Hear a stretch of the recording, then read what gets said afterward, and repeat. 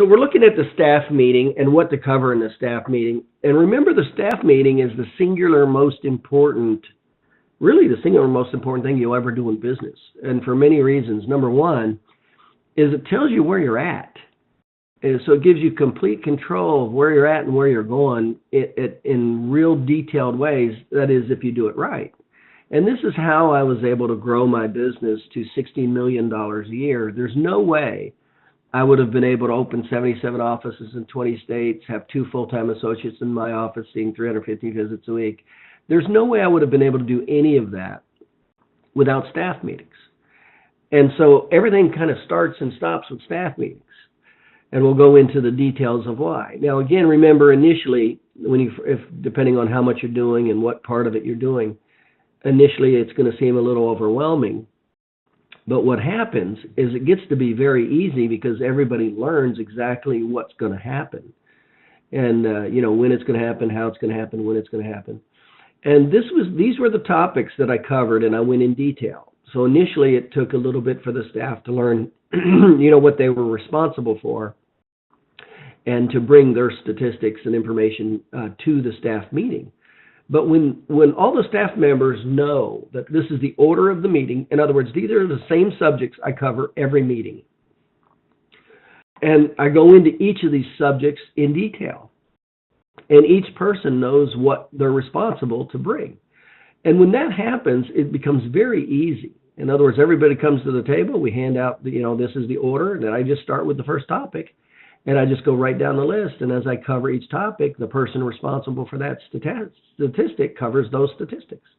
And we just go right through. And so after you know how to do them and your staff knows how to do them, they become unbelievably easy. But it tells you where you're at in business. It tells you where you're going. It also tells you where the small problems are before they become big problems. So let's go into the staff meeting. And so I'm going to cover, let's see what we'll cover today. We'll cover at least the first one. So these are the topics that I'll cover. I'll cover every staff meeting every week. Excuse me. So we'll cover the business statistics. We'll cover accounts receivable. We'll cover prepaid percentages, personal statistics with staff. We'll cover training components, common questions and responses throughout the office. We'll cover patient treatment schedules. We'll cover conviction, marketing, and office or personal issues. And by doing that is how we have absolute minimal issues and clear, confident direction on which way we're going. And so we'll go ahead and get started with the first one here, which is the statistics and the business part of it. So when we look at the business statistics part, these are some of the major business statistics that we keep. So we're going to pay attention to these numbers, and I'll give you the charts that I used on how to graph all this information. And before we get started, though, I want to say there's three things that business people and especially chiropractors do with stats. And one is they don't keep stats. And there's many reasons why people don't keep stats. A lot of times they just don't know what to keep. And a lot of times, to be honest with you, it's just lazy, lack of self-discipline. And then the second thing about stats, as I always say, is chiropractors will fudge the stats. Now, when I say fudge the stats, what does that mean? They'll modify a stat knowing that if they add, this or that it'll be more negative. And nobody likes to see negative information about themselves.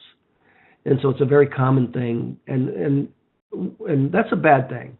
When you fudge a stat, you alter a stat or you don't keep it right or something like that, then you can't expect to give the same actions or interpretation or results. And then the last thing is I always say that the worst thing you can do with a statistic is rationalize or justify a statistic. Because as soon as that happens, it's over. The very first stage of anything is acknowledgement. And when people justify actions, that just tells you right there that there's absolutely no change going to take place and you're going to get the same results over and over. So one of the things that I look at is how quickly doctors justify stats. And, some of the common phrases I'll hear is, well, in my area, well, in my city, like patients are different there than anywhere else in the world. So those are just some of the common phrases I hear that are just like excuses and justification for, and typically, obviously, they're for bad stats. So we want to keep stats, we want to keep accurate stats, and then we want to learn how to interpret them, because the interpretation of the stats becomes very vital to knowing what to do next. If you don't know how to interpret something, you're kind of stuck.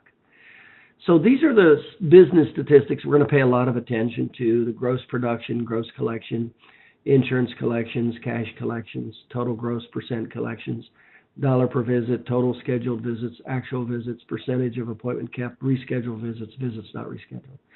So again, I'm going to see a lot of problems. I'm going to stop a lot of problems from happening. I'm going to know when there's weaknesses. Maybe there needs to be more training in a particular staff member.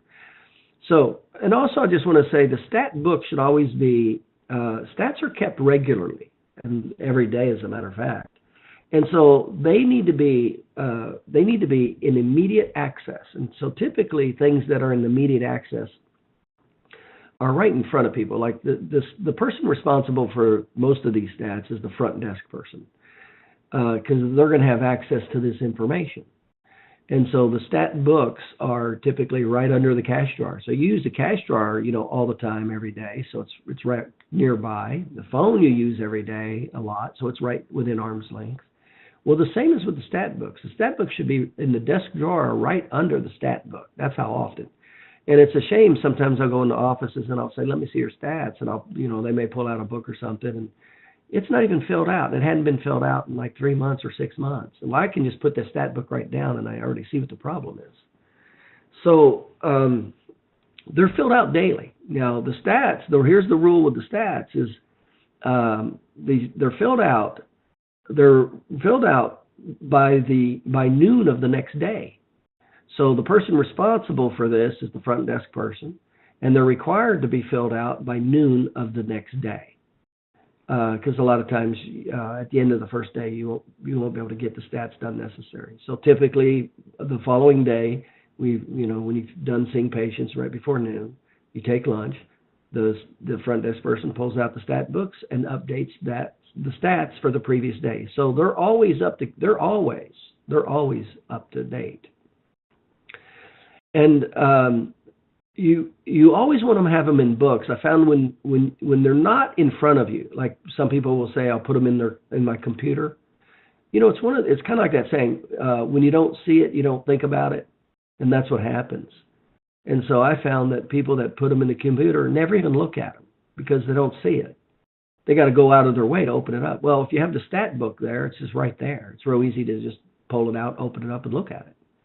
And there's some stats I look at every day, and then most of the stats we'll look at in the staff meetings.